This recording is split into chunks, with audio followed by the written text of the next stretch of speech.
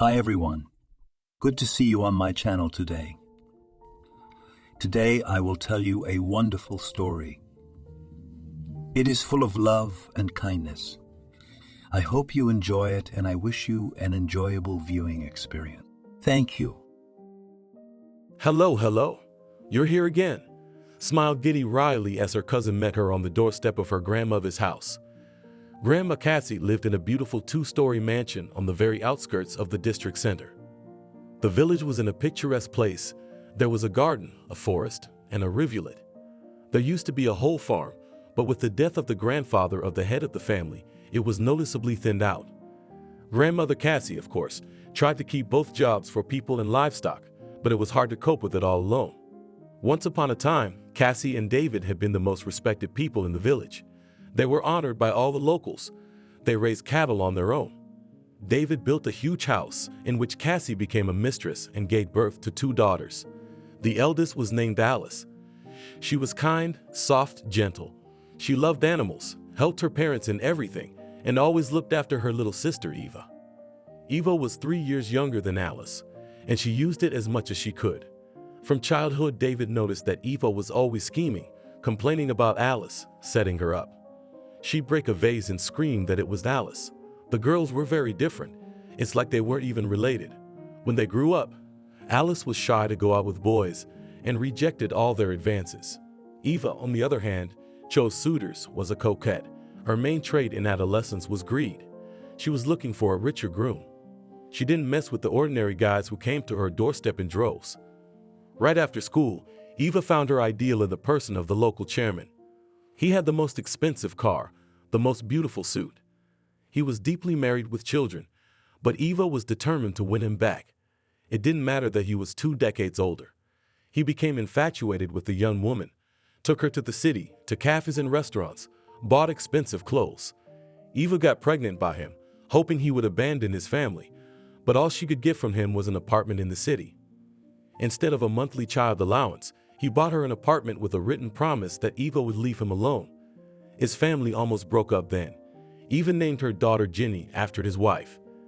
It was a final spit in the face, a sneer on her part. So Eva became a single mother, living in the village with her parents and sister. Eva didn't want to. She moved to the city, to her apartment, and began to search for suitors there, but no one stayed with her longer than 6 months. Alice was modest kind. She fell in love with a military man who was visiting the village with a friend. She fell madly in love and spent the night with him, from which she had a daughter. She named the girl Maddie. But the military man left and never picked up the phone again. Alice decided to leave him alone and live her life. No material claims, her parents helped her raise the child. When her daughter was 5 years old, Alice also moved to the city. She was offered a good job there. Jenny and Maddie saw each other, talked, but they were never friends. 2 different characters, 2 different views on life. Although the girls were yearlings and even went to the same school in the city. When Maddie turned 17, Alice, her mom, got sick. The doctors made a disappointing diagnosis, saying she had no more than a month to live. It was cancer. However, Alice lived almost 3. David was heartbroken. After burying his beloved daughter, he started drinking. Cassie couldn't cope with him and the household. Soon he was gone too. Grief and alcohol drove him to his grave. Thus, he outlived his beloved eldest daughter by only 6 months. When the beloved husband was gone, Cassie's grandmother was also ill. To support her, and at the same time, and to escape from the rented apartment, where even the walls reminded her of her mother dying in her arms, Maddie moved in with her grandmother. She helped her with the household, nursed her back to health, and often had to call an ambulance. Grandma Cassie started giving up. "Half my family is there now, and I miss them. I'm not afraid to die, honey," she told Maddie. Grandma Cassie really missed her second granddaughter and only daughter. But Eva finally got lucky with a man, found a rich old man, and went to live with him, abandoning her daughter like she wasn't her own. Jenny's relationship with her mom hadn't been good from the start, and she'd been surviving on her own as best she could, and as her mother had taught her, going through suitors too. But when Maddie called to say that her grandmother wanted to see her and that she didn't have long to live, Jenny packed her bags and came. She assessed her chances, her charm, and decided she would take the farm for herself. Sell it, use the money to start a business. Jenny had always wanted to open her own cafe or bar so that the money would flow, and she would walk around in a beautiful outfit and hand out errands. She got her passion for money and luxury from her mother, and so Jenny stood on the doorstep of a beautiful mansion, mentally calculating how much the house could be worth. "Come in, we've been waiting for you," her cousin smiled at her. Maddie was a pretty dark-haired girl, 19 years old, thin as a reed, for she was on her feet all day, keeping the house clean and the kitchen tidy. She was also in charge of the household, communicating with the few workers who tended the cows, pigs, and horses on the property. Jenny, on the other hand, was a dyed blonde with an even, beautiful tan. Slim too, but she didn't have it easy. The extra pounds instantly attached themselves to Jenny, even as she just looked at sweets. The strict diet made her angry, but the result was worth it. Jenny realized that until she got her life together, she couldn't get fat. Her mother, Eva, had gotten better, too, as she aged. But even so, she managed to drive a wealthy businessman 15 years older than herself crazy. Her sister's slimness, for which she made no effort, had always angered Jenny. She also disliked the fact that her grandfather had always been more fond of Maddie, without hiding his feelings. Jenny considered herself resentful and deprived. She hadn't come to the doorstep of this house to be related, or to say goodbye to her grandmother. She had come to get her peace, what she was entitled to. Then she could quit dieting and no longer hunt the men who wanted only one thing from her. Maddie showed Jenny to the room she occupied every time she came here for the summer. The house was big, and each of the girls had their own room here. Jenny laid out her things, took a shower, and went up to her grandmother's room. Inside was an antique interior. Beautiful carved headboards by the bed and chairs, a closet, a trundle. In the center stood the large bed that Grandma Cassie had always shared with her grandfather. Memories came over the girl. Not long ago he had been here, and now he was gone. Neither was Aunt Alice, Maddie's mother. Jenny sighed. She loved her grandfather and always wished he had paid more attention to her. "Grandma Cassie?" Jenny called out to her. The gray-haired older woman lifted her head from the pillow and smiled weakly. "Janisha's here. My Janisha. I'm so glad you've come. Where's your mommy?" Grandma Cassie asked. Her speech was slow and quiet. The strength to speak was almost gone. "Mom couldn't make it," Jenny said, taking a seat on the edge of the bed. She remembered calling her a couple days ago. It took a long time to get through. Jenny had told her mother about her grandmother's condition, and she had said she couldn't make it, but she would call her the other day. After talking to her grandmother, Jenny went downstairs where her sister was working on dinner. Outside the window, the weather was nasty fall weather. Jenny felt like the whole world was against her. "How long have you lived here?" Jenny asked her, leaning her hand against the wall. Maddie turned around. She hadn't listened to her sister come downstairs. "You scare me. I've been living here for 4 months. Grandma's getting worse. You know, it's weird. Mom died, Grandpa left, and now Grandma. Do you think she's dying?" Jenny asked with genuine curiosity. Maddie looked at her sister puzzled. "I told you on the phone. The doctors say she doesn't have long to live. Her heart is worn out. If Mom were alive, maybe none of this would have happened." Maddie turned away and continued washing the dishes. Jenny sat down in a chair in the corner of the kitchen. It was where her grandfather used to sit. Jenny noticed that the furniture was almost new.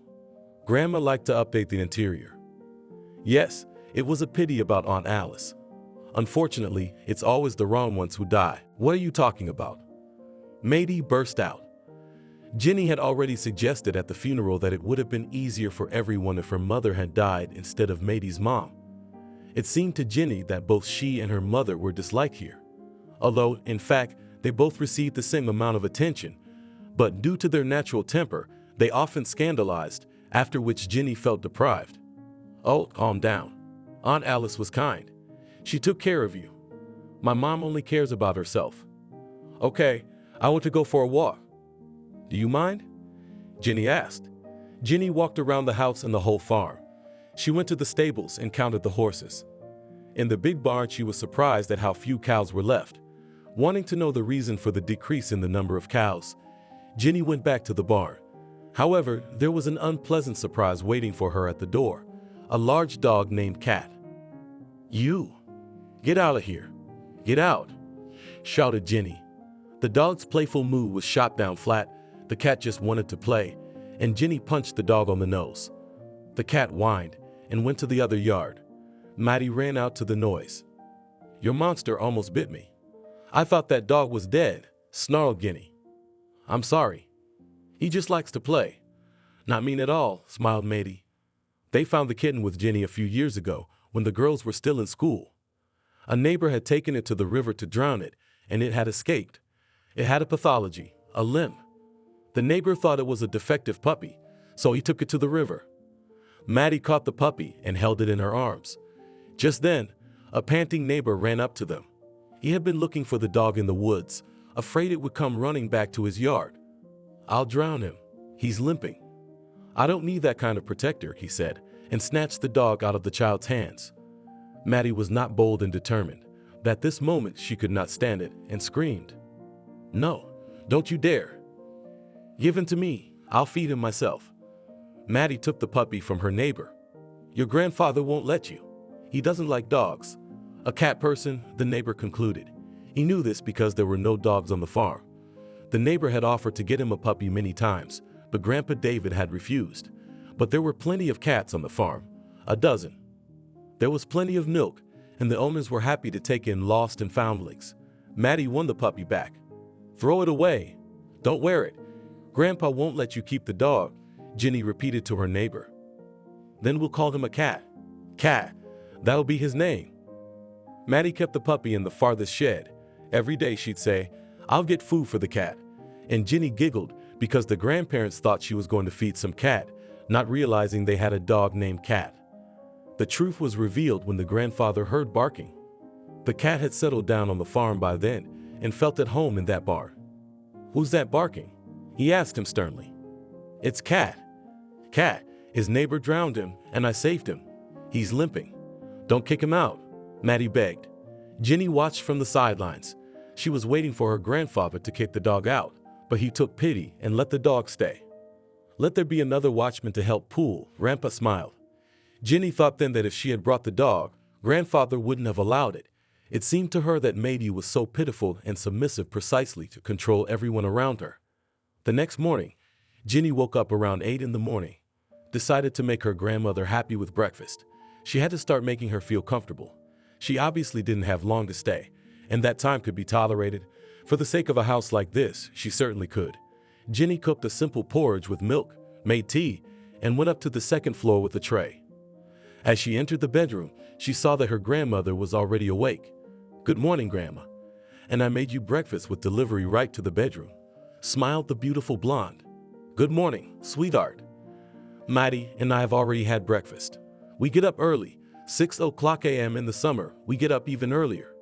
Maddie feeds the ducks, helps us get the cows out. I'm used to getting up early, you know."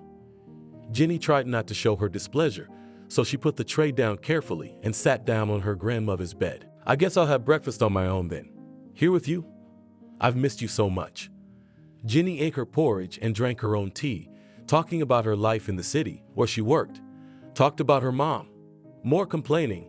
Jenny had had grudges against her mother since she was a little girl. Deep down, she realized that she was only a means to an end for her, not a desired child. After all, for her birth, the local chairman had bought them an apartment. Toward lunchtime, Jenny met Maddie. She was working in the yard, sweeping.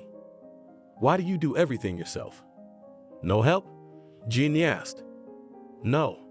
They're all busy. How hard can it be?" "There's a broom in the corner by the gate. Would you like to join me?" Maddie suggested, realizing that her sister had never held a broom in her hands in her life. She'd only ever pressed the button on the vacuum cleaner. "Thank you, I guess." At that moment, Jenny saw her grandmother watching them from the window. She pursed her lips in displeasure and grabbed the broom. Maddie waved her grandmother's hand. Taking the broom, Jenny did the same. The day passed in labor and worry. Maddie got her sister involved in the cooking as well. She was curious as to what Jenny had come for. After all, she never did anything for nothing. There was always some sort of benefit.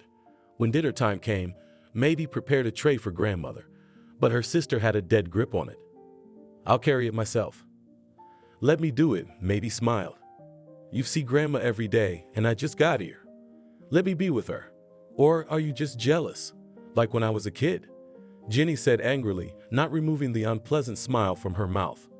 When we were kids, we were loved equally, and you just don't know what kind of medicine Grandma takes. Maddie raised her eyebrows, looking at her sister in surprise. Jenny took a step aside, giving her sister the tray. I'm coming with you. I want to know what medicine Grandma is taking, Jenny said. The sisters went upstairs. Maddie explained to her sister what pills Grandma had to take. Jenny listened half-heartedly. Her attention was drawn to the expensive antique interior of the bedroom. She had already mentally priced her grandmother's jewelry. Ganesha wanted to sit with you. She said she missed you, Maddie said, and her sister nodded happily, feigning goodwill. That's good. I missed her too. The old lady smiled. Let her stay with you tomorrow then, and I'll go into town. I need to get some medicine and something from the vet's pharmacy for the horses, Maddie suggested. Jenny agreed happily. Her sister had given her the perfect opportunity to show her grandmother care and love. Is it too much to ask of old people? Jenny decided that she would read a book to her grandmother and feed her. But instead, Maddie reminded her sister once again about the medication and told her that tomorrow she needed to take Grandma to the shower to help her bathe. She liked to do that in the morning after breakfast. Then she told her what time she had to go to the bathroom. Showed her what clothes Jenny should wear. When Maddie left, Grandma immediately asked her granddaughter to take her to the shower. I love bathing, she smiled. Jenny had to not only undress her grandmother, but also rub her back and everything else. At this very moment, Maddie was giggling behind the wheel of a simple domestic car, and Grandma was smiling slyly in the shower, realizing how much Jenny hated doing all this. That evening, when Maddie returned, Jenny was sitting in the kitchen, drinking a whiskey she found in the cupboard. What hard day. The dark-haired beauty raised her eyebrows naively. Maddie was wearing tight khaki pants and a simple white t-shirt. Her long hair, almost to her waist, was pulled back into a simple ponytail. Beautiful wide eyebrows, slanted eyes, a graceful curve of lips, and a thin little snub nose. Jenny had always envied her beauty.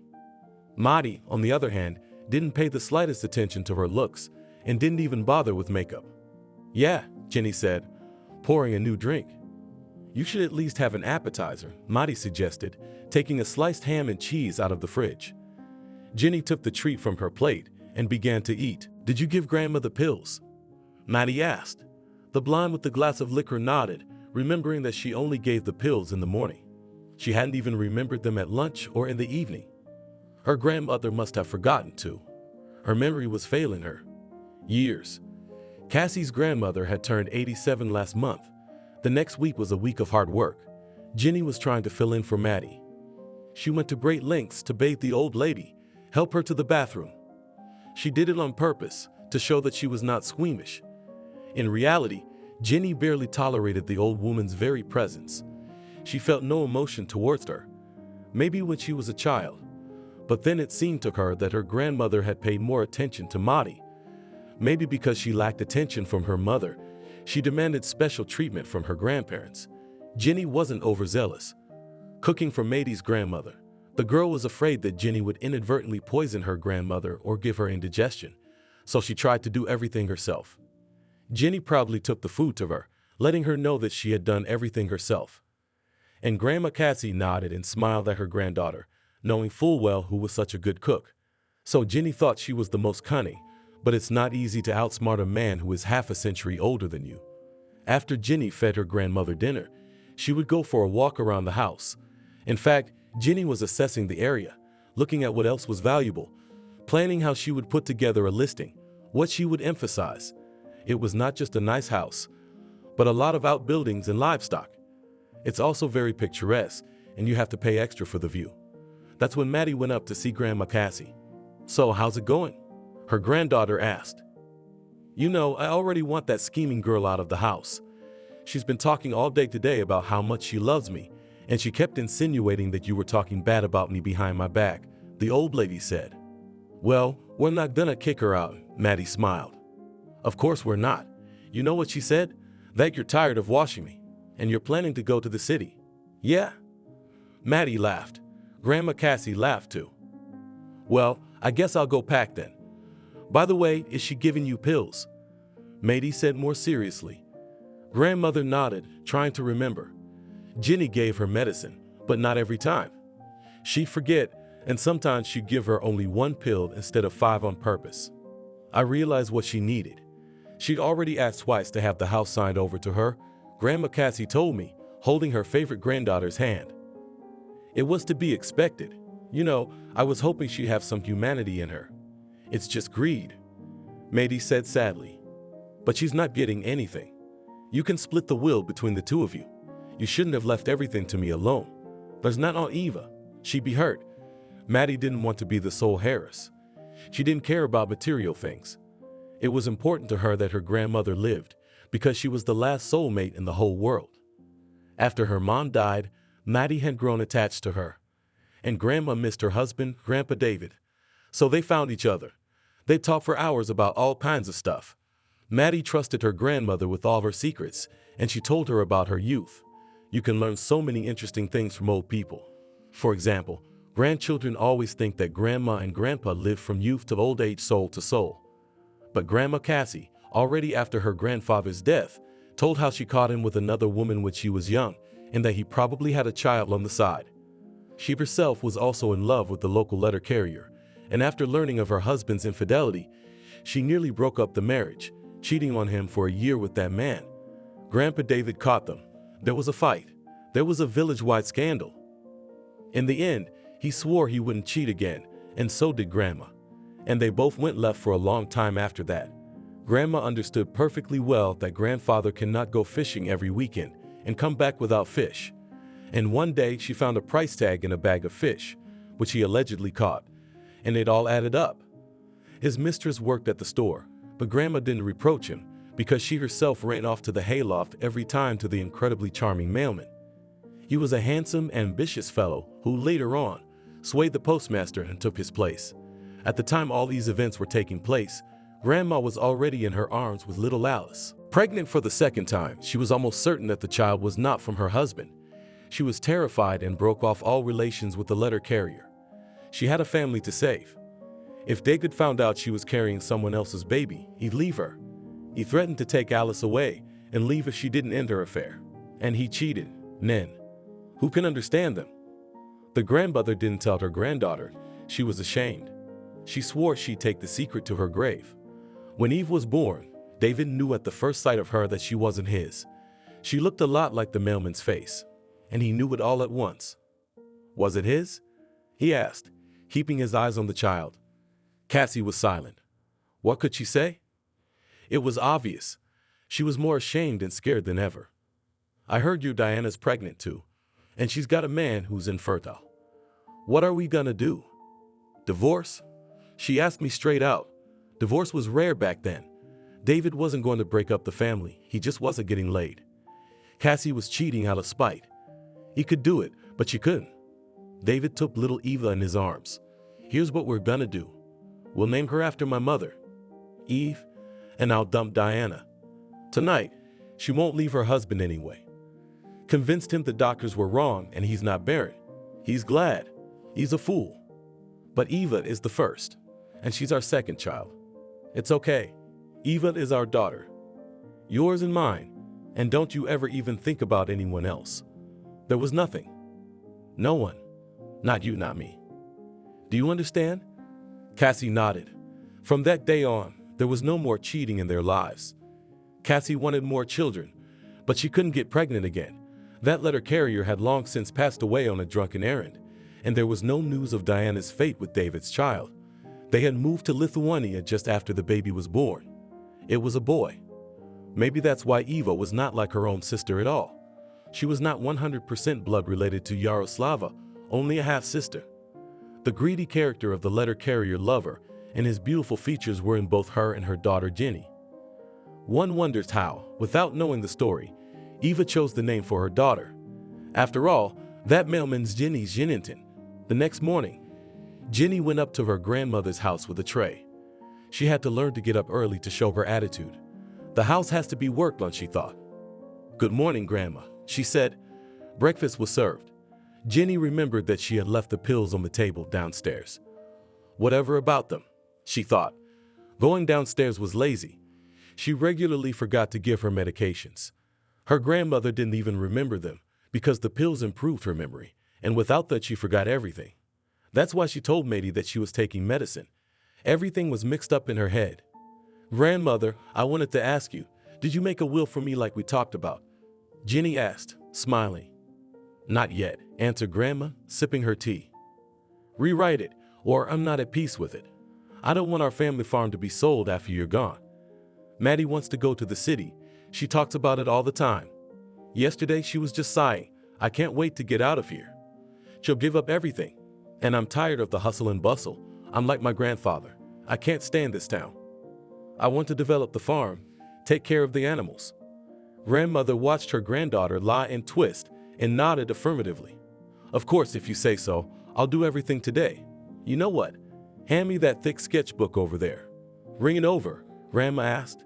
Jenny obediently handed over the heavy album. "Listen, granddaughter, this is my will. I'm going to sign it over to you. Right now, I just need quiet. I'm not very good at concentrating. So I don't make any mistakes. Leave me alone for an hour." "Okay," Grandma asked. Jenny nodded happily, gave her grandmother a peck on the cheek, and walked out. Out the door, she wiped her lips as if from dirt and, smiling, went to her room. She was sure it was done. Grandma, meanwhile, was looking at old pictures, nostalgic and grieving for her husband. Wedding photos, the first pictures of their children. Collective photos with friends at weddings. One of the pictures was of the very same mailman. Only now did Cassie notice how much Jenny looked like him. The same face. Of course, David had guessed it all at once. Eva had been born an exact copy of him, and Jenny had inherited her features. Should I tell her? Would it make any difference? Would she find him now? Cassie realized she wouldn't admit to Jenny that her mother had a different father. Eve wouldn't forgive her. Let her find out after she was dead, she decided. So she took a pen and signed on the back of the picture. "If you are reading this, it means I am no longer alive. I must tell you a secret that my David and I have kept all my life. The man in the picture on the left, the mailman, is Eva's real father. Biological. I had an affair with him, but David found out, forgave me, raised Eva as his own daughter. I can't take this secret to the grave with me, so I'm leaving it here on the back of this photo. Eva's father is dead, but she has half-brothers who live in the city.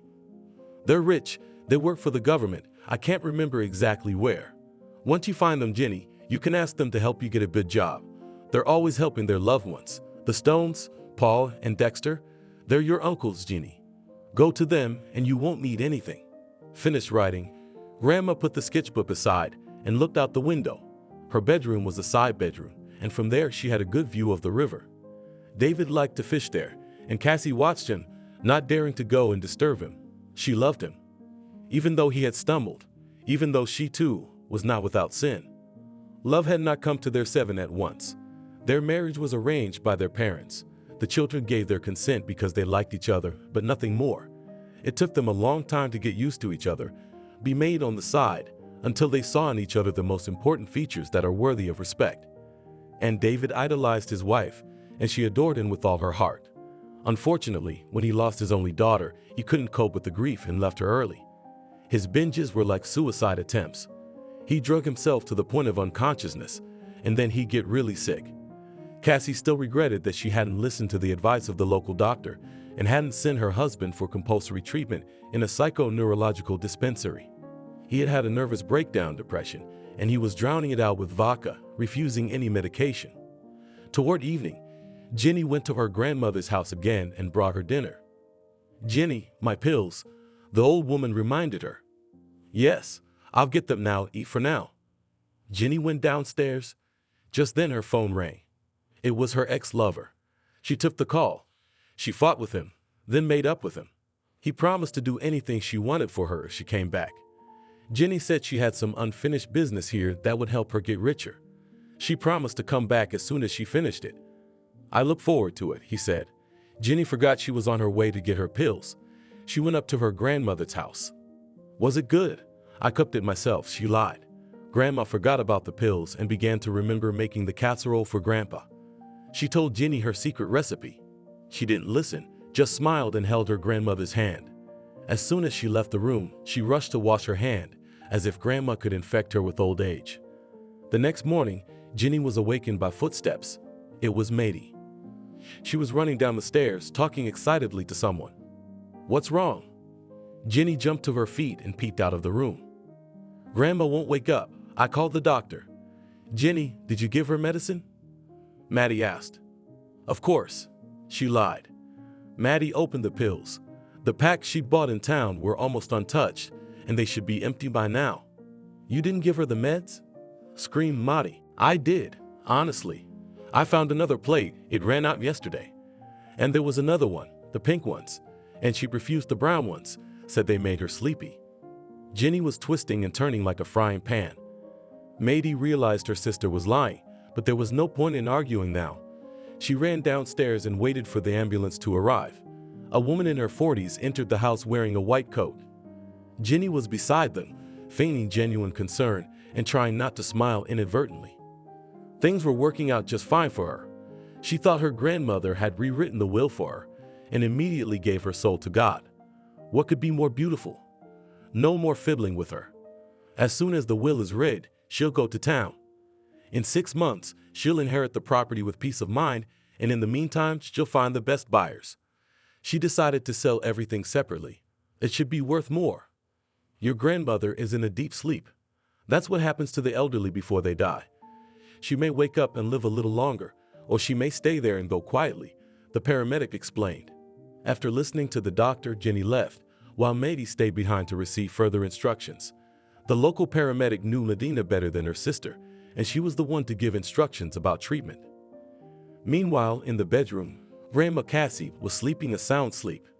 She was inside her mind, somewhere deep. She was where her fate was being decided. Her dreams were more like memories. Only she, being in them, realized that what was happening around her was not real. Marbashenka, my soul, come in quickly. We've been waiting for you, her beloved David said in a low voice. It was their wedding anniversary. At the sumptuous table were gathered the closest people, their 2 daughters, their little girls Jenny and Maddie. There were also neighbors with whom their family had always been friends. Well, happy anniversary to us. 40 years of marriage. Oh, my darling. David kissed Cassie and she smiled.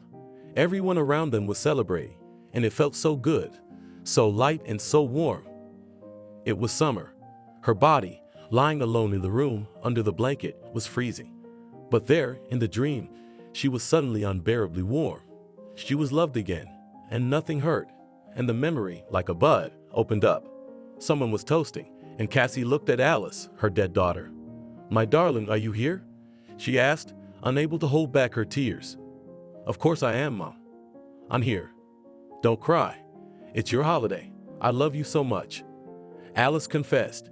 She was very beautiful in her purple dress. Her shoulder-length black hair was curly. Cassie looked at the girls. They were about 5 or 7 years old. They were sitting at the table and giggling. They are friendly. They haven't faced the vicissitudes of fate yet, and they're doing just fine. All the people closest to them are here. But there was someone else missing. Cassie turned around and saw her parents at the end of the table. They weren't young, but they weren't old either. She remembered exactly. Her parents hadn't been there for their 40th wedding anniversary. They had already died at that time. Her granddaughters had never seen them, for their great-grandparents had left this world long before they were born. Daddy, Mommy, are you here? Cassie asked. It was then that she realized she must be dead. Don't be afraid, her father told her, as if he had read her mind. Cassie walked over to her parents and cuddled up to them. They hugged her. Suddenly, everyone got up from the table and went somewhere. David was the last to go. He turned around at the door. There's going to be fireworks. Do you want to come with us? Cassie saw the empty table. Outside the window were everyone she loved, her husband, her daughter, her son. But out there in the house, Maddie was still being plotted against by her evil sister Jenny. And the household, how would she leave them? David heard her thoughts again. Don't worry, they'll be fine. They've been ready for this for a long time. You've lived a long life. You're missed around here. You were so good when you were alive. They even let you choose. They took me right away, in silence. And I didn't get here right away. I was working off a sin. You can stay here with us right away. Your parents miss you all the time, but they haven't left you all this time. You know, neither have I. Come with us. You coming? He held out his hand to her, and Cassie smiled. She felt young in that moment, and her smile was that of a young woman. It's not for nothing they say that a soul is always young. Cassie stood there, not knowing what to do. She realized that it was her choice who she would stay with. She figured she could always make it here in time, and there were other things to do back at the house. What to choose? At that moment, Matey came up to her and touched her arm. "Grandmother, you just live, my darling," whispered Matey. Cassie heard it. In that moment, she made a decision. The only right one. She took David's hand and walked out with him to watch the fireworks with the others. "Don't worry, she'll be hurt, but she'll get through it. You did the right thing, and her good deeds will save her many times over. We'll be watching with you." They held hands and crossed the threshold. Cassie saw thousands of fireworks. The beauty was astounding, and the feeling of love and happiness was so palpable that she wanted to cry with joy. Nearby were those who no longer needed to be mourned. At that very moment, her breathing stopped. Maddie tried to help, then cried on her grandmother's chest. Behind her, Jenny stood silently, as emotionless as she was, and her grandmother's death had shaken her. Death couldn't help but shake her. "She's gone," whispered Maddie through her tears. Jenny walked over and hugged her sister. They both needed it. There was a commotion in the house. The news of Grandma's death had stunned all the workers and fellow villagers. She was loved and respected. She often helped people in any way she could. An ambulance arrived and the paramedic recorded her death. No autopsy was required in her years. Wise local grandmothers organized everything as it should be. They told Maybe how to bathe her properly, what to wear, where to order a coffin. The hustle and bustle passed getting by. She wasn't in shock for long. Finally, it was safe to think about going into town. Her Wayne was waiting for her already. He wasn't a bad match for her, except that they fought a lot. But he loved her. He left his wife for her. She decided to give him a chance. While everyone bustled about, bathing her grandmother, dressing her for her final journey, Jenny slipped into her room to read the will. She was sure her grandmother had written it. She had promised her, after all. Jenny shook through the entire scrapbook, but there was no will, so she opened the closet and found the paper in it. It even had a notary signature. "Well, of course it's done in front of a notary. What a fool I am," whispered Jenny, reading the actual will. Only now did she realize that no one was going to sign the house over to her. Everything was going to Matey. Everything. The only thing in the will was an old photo album. It was full of baby pictures of her mother, Alice. Also, in it lay a photo that could explain to Jenny her true origins and point to relatives who could help her rise to a high position in society. But Jenny didn't care about that.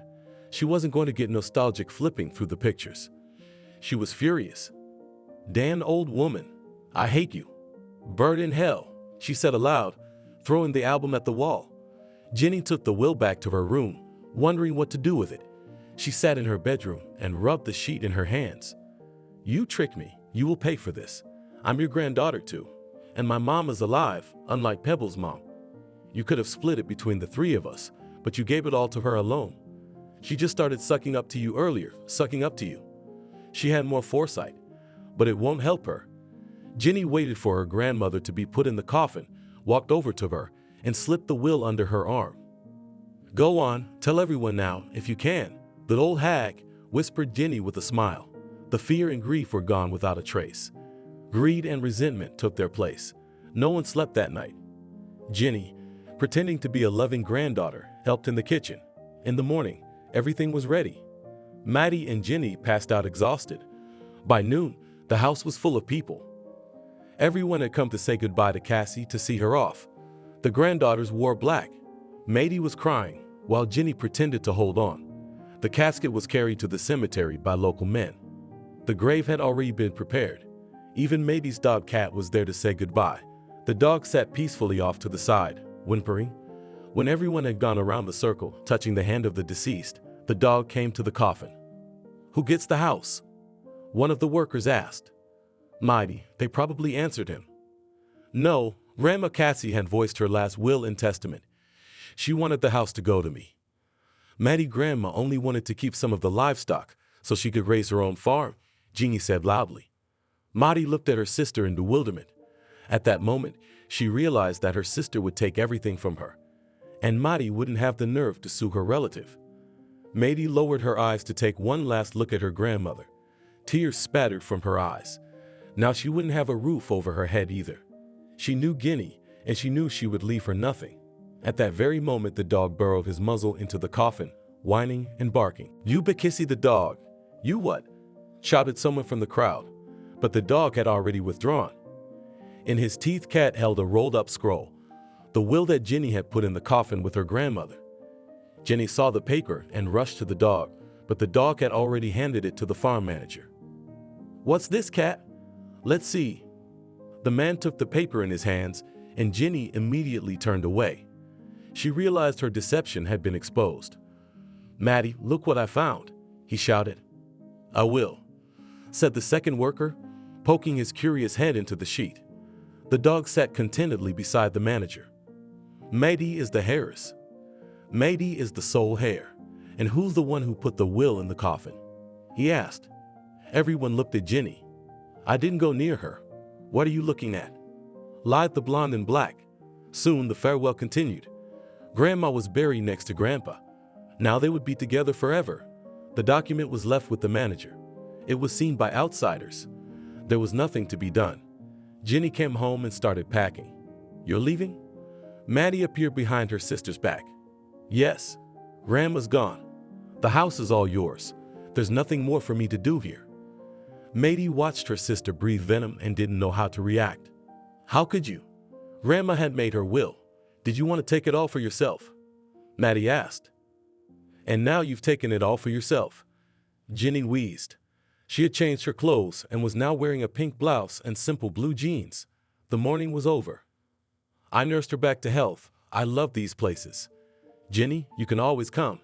Your room is yours to keep. It's your home too. No matter what the papers say, you can come here all the time with your friends or by yourself. I don't want to fight over money. And I'll keep the place running. I'm not a city girl. I don't like the city. I'll stay, but you must come." She wanted to keep at least a bad peace with her sister. Anything was better than a good fight. But Jenny said nothing. She left without even thinking of staying for the wake, which was to be held tomorrow. A dog barked at her on the doorstep. Jenny flinched, but walked on by, thinking she would never get a dog. Already that evening she found herself in town, in Wayne's arms. Told him her sad story. "I know it hurt," he replied, hugging her naked body under the blanket. "I know it is.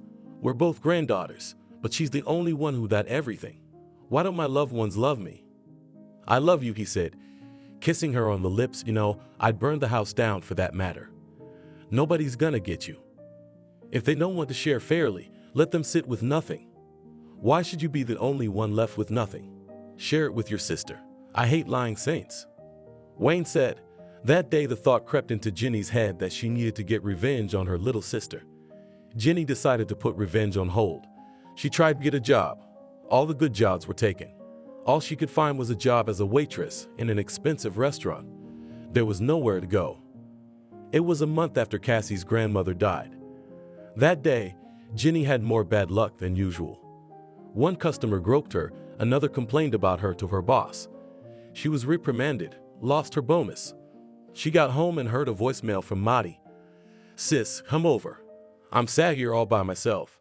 I wish we could live here together." "She's kidding," said Jenny quietly. "She's taking everything and laughing at her." She called an old acquaintance of hers, Kinski, in the village. He answered the phone. Jenny said there was a case she was willing to pay well for. "Are you serious? You want to burn your sister? In the house? That's criminal." He shook his head. "What if I tell the local police that you smoke pot and grow something illegal on your property? Would you like to be paid or intimidated?" Jenny insisted. During her stay in the village, she often walked past Kinski's house and saw what he was growing. They chatted a couple of times, and Kinski liked her. He was a young guy, not long out of the army. He worked for a local farmer, and he was a dealer in illegal drugs. Jenny had bought a joint from him once herself to help with her nerves. Being there for the old lady was really hard on her. "Pay up. Pay well. Mind you, if there's any casualties, it's on you. I didn't want to do it. You made me do it." Yeah, you're the saint and I'm the bastard. You're going to steal gas from someone else. Do it tonight." Jenny transferred almost all the money to his card and waited for news. Her mood lifted. She felt happy. But no one ever called her. She dialed Kinski herself when it was nearly midnight. Did he drink the money and pass out? She was angry. Drowning in ignorance, Jenny fell asleep and woke up at noon to the doorbell ringing. Jenny? Arrested for organizing a crime under article. Jenny couldn't hear anything further. Her ears were ringing. In that instant, she regretted her decision. Had that village idiot gotten caught after all? And ratted her out? Had the house burned down? She asked as she was being led handcuffed to the car. No, you're lucky no one was hurt. Jenny let out a groan of disappointment and climbed into the car. It's not like that. Last night, Kinski doused the fence and part of the house with gasoline, set it on fire, and ran away, but he didn't get far. The cat got off his chain and chased him. At the barking of the dog woke up the watchman Bullet, who helped the dog to apprehend the arsonist and extinguish the house. Thankfully, nothing was burned. However, the fire reached the open window to her grandmother's bedroom, which Maddie had left open to ventilate. The flames reached the bed through the curtain and marred the interior. The exterior paneling of the house was damaged, and some other items inside the room were burned, like the photo album. So Jenny, without knowing it herself, had burned the one thing that could have brought her wealth. She could have found out that she had powerful relatives, could have rubbed herself in their trust, and gotten a good job. While the fire was being put out, both Kinski and the dog that guarded him were completely forgotten. The scared and stoned guy tried to run away, but the dog grabbed him. He kicked it as hard as he could and hit it in the ribs, breaking them. When the fire was put out, Kinski was gone and the dog was unconscious. Poor cat, he woke me up with his barking. And he caught Kinski, complained the guard. Maddie grabbed the dog, put him in the car, and started driving like crazy to the city. She arrived at a veterinary clinic that was open 24 hours a day and brought the huge dog in her arms. She smelled like smoke, her face and clothes were soiled. But the only thing Maddie cared about at that moment was keeping Cat alive. She decided she wasn't going to let death take the dog away from her as well. Hurry, please. What's wrong? A doctor came running out of the office, apparently dozing off. The name on his badge was Devin. I don't know. He saved us from a fire, and he was injured. He's breathing, and his heart's beating, and he's twitching his paw. I'm gonna die right here if you don't save him. I swear to you. Maddie was crying and screaming, and she scared the young specialist. He took the dog to the office where he took x-rays and saw the fractures. Surgery was next. Maddie sat in the corner of the room, right on the floor, unable to remember the horror she felt when she woke up that night and saw the fire devouring everything in the yard. She had never been so frightened before, and her grandmother was gone, and her grandfather. And Mom, too much all at once fell on this girl's shoulders. She just couldn't accept the death of the dog. She couldn't think straight from the pain, and she was crying all the time. An hour later, the doctor left the office with a droopy expression on his face. Maddie realized that Cat was gone and passed out. She couldn't take it all. She just couldn't. Everyone was dead. The house had almost burned down. And her favorite affectionate four-legged friend had died trying to protect her. She sagged into the black void from which the handsome, dark-haired vet had retrieved her a couple minutes later. Maddie recoiled from the smelling salts. I'm sorry, I've been told not to come out to people with that look on your face after surgery. I'm just very focused. And your dog is alive. You know, at one point, I thought that was it. But no, the dog wanted to live. He fought, and I was able to stop the bleeding. I can't promise he'll be okay, but for now, he's stable. He'll sleep for a long time. We can't take him back yet. You feeling better? Why don't you tell me what happened? Maddie shook her head in disbelief. Show him to me. I need to see that Cat's alive. Cat. The doctor didn't understand. It's his nickname. Cat. Let me see Cat. The doctor took the stubborn girl to the room where the dog was lying. The instruments showed a heartbeat, a pulse. Maddie touched the soft fur of the pet. He was warm. His heart was beating. Thank you, she cried again and hugged him. Even smiled and hugged her too. I've never met such a sensitive and loving hostess. Let me buy you a coffee. Maddie, on emotions, told the handsome doctor everything about herself, how her relatives died one after another, how the house was set on fire, how she fought the fire, and how she found the dog unconscious. As she talked it out, she felt relieved and ashamed that she'd taken it all out on a complete stranger. But Evan was kind to her. They talked until morning. Evan reported that the dog's condition was stable and there was no danger. Then Maddie said goodbye to him and went home, where another unpleasant surprise awaited her. A police officer who arrived on the scene quickly found the stone Kinski. He was hiding in his home in a Pajini. His giant supply of pop was discovered, and Kinski immediately ratted out Jeannie. Told her how she threatened to expose him, how she paid him off. He had messages on his phone from Jeannie when she couldn't reach him that made sense. When Maddie found out that her sister had set the house on fire, she was again in a state of shock. She felt like talking to her or helping her in some way. You know, it's a family matter. Can we let her go? I'm not going to write any statements, she asked the police officer. But he shook his head glumly. It's too late. I solved the crime and filed all the papers. Where were you before? He asked. I was at the veterinary clinic with the dog. I'm sorry, your sister won't get much time. Don't worry about it. Maddie stayed home. Together with the workers, they tried to clean up the arson, and they worked late into the evening. Maddie fell asleep before she got to the shower, exhausted from all the stress and the recent events. She forgot to call the clinic to ask how Kat was doing. The next morning, she was awakened by a phone call. Maddie, hi, you have a call from the veterinary hospital.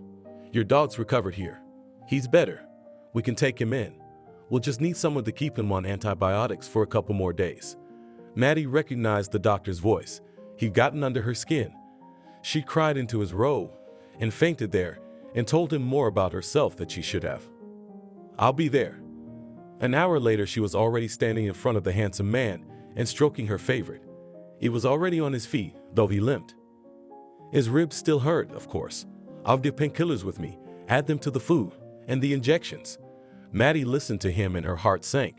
She thought it was out of place, out of time. After paying at the register, she picked up the dog, said goodbye to Evan, and left. Well, he didn't show any interest in me. What made me think he liked me? I just came off as the worst kind of hysterical, she told the dog on the way home. At home, her usual work awaited her again. The refrigerator was empty. She'd completely forgotten to cook for herself and buy groceries. Maddie took a shower and lay down. The cat was in the house now and lay on the bed with her. She changed his bandage, made sure he didn't rip it off, and gave him his shots. Her grandfather had taught her all that when she was young, so it wasn't difficult. In the evening, she looked out the window. She was thirsty, but Jenny had emptied all the supplies. Where are you, Jenny? Silly girl. Like when I was a kid and I resented you and wanted to break everything I had just because you didn't get it. And now you'll have a criminal record. Maddie sighed heavily. It was a shame that her sister felt that way about her. Only now did she realize that Jenny had been fine with her dying in the fire. After all, if it hadn't been for the dog, she might have been burned alive. It got scary and empty. She wanted to go up to her grandmother and talk to her about it, but instead she just looked at her portrait. She was already in bed when the phone rang.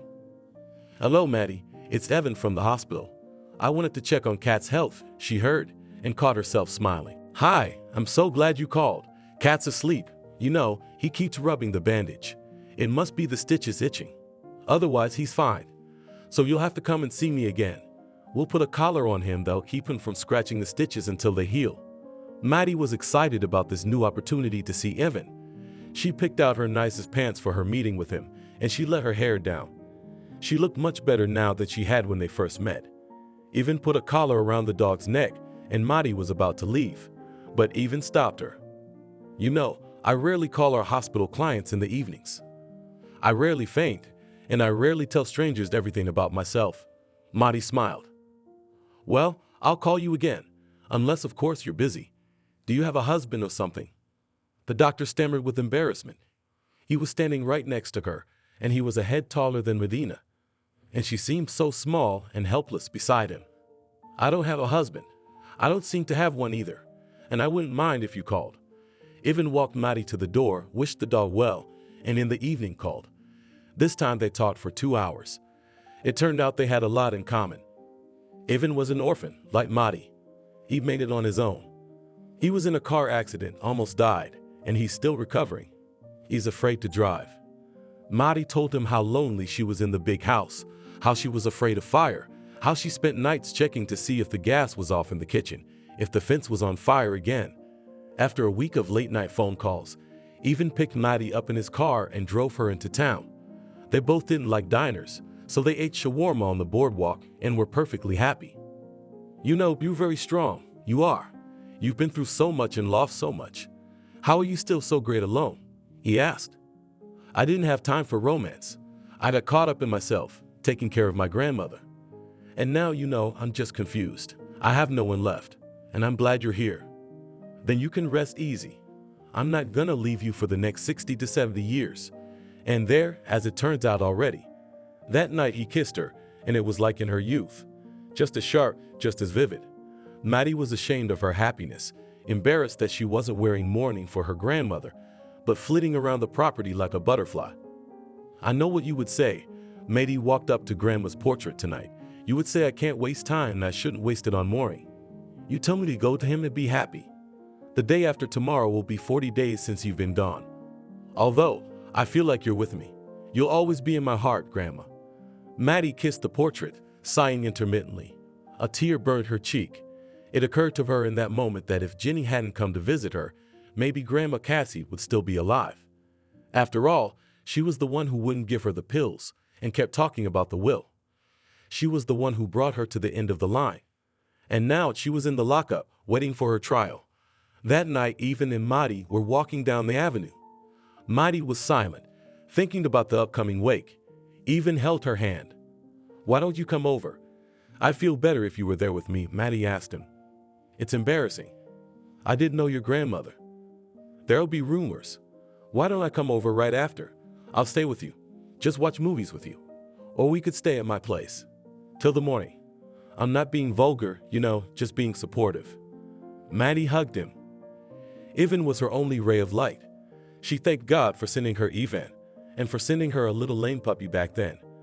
Maddie had never imagined, when she saved the puppy, that her act would be a life-changing one. With all this thinking, Maddie didn't notice the time had passed.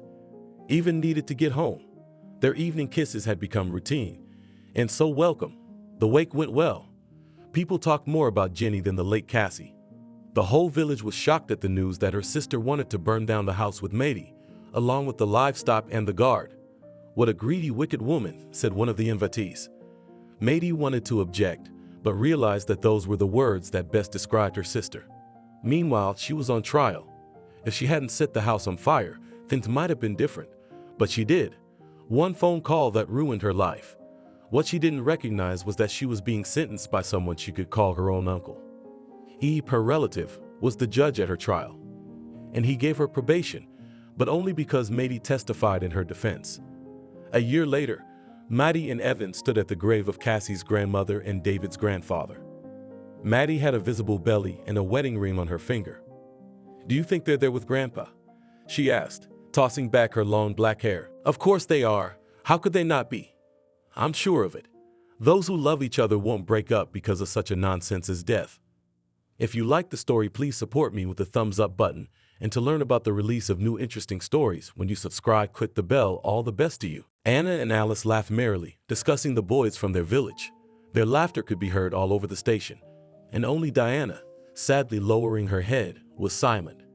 She was holding a card in the shape of a heart, which Victor had once given her for Valentine's Day. It was the only good memory she had of him. Noticing the sadness on Diana's face, Anna took her hand and quietly said, Well, stop it. Are you seeing us off to study or to the funeral? You can say either. Diana shook her shoulders and replied, You are going to study further. The second year is ahead. I hope that you will make good medics. Anna laughed, followed by Alice. Did I say something wrong? Diana asked without any sadness. No, it's all right, answered Alice. And as for the wake, Anna is right. We are saying goodbye to another vacation. But don't be sad. You have studies ahead of you too. And it doesn't matter that you had to go to the correspondence department. Well, I asked you to, Diana begged. That's it, I understand. I won't do it anymore. Waved her friend's hands. But you, after all, in vain refused the money. You could have gotten rid of the pregnancy and there would have been no problems. And so, now alone we'll have to bring up the child when it is born. Isn't Victor ashamed of leaving such a beautiful girl? Stop it. I'm sick of it. Diana repeated her request. And I don't want to talk about it anymore. Diana really tried to forget the day when she met Victor. At first he treated her with love, gave her flowers, wooed her beautifully. But when he found out she was pregnant, he decided to leave her. It seems that all majors do this. They do not want to take responsibility and smoothly disappear.